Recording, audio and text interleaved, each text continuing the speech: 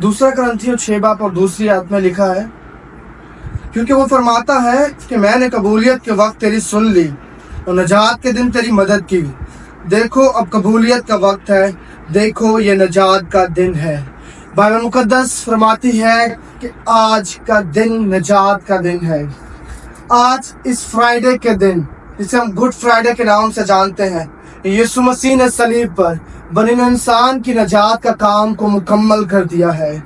आज का दिन नस्ल इंसानियत के अंदर एक बड़ी तारीख का दिन है, जिसमें इंसान की तारीख बदल गई, इंसान का खुदा से रिश्ता बदल गया, इंसान और खुदा के दरमियान जुदाई का पर्दा आज के दिन यीशु मसीह के वसीला से ख़त्म किया गया।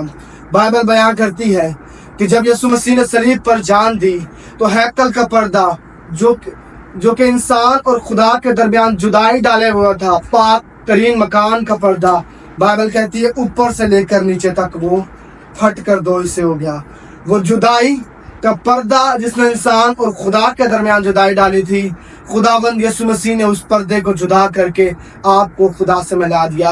और बाइबल कहती है कि आज का दिन निजात का दिन है, आज का दिन कबूलियत का दिन है। आज खुदावंद को कबूल कीजिए और खुदावंद आज के दिन आपको निजात बख्शेगा। यीशु मसीह के नाम से आज का मुबारक जुम्मा आप सबको बहुत बहुत मुबारक हो। Happy good Friday.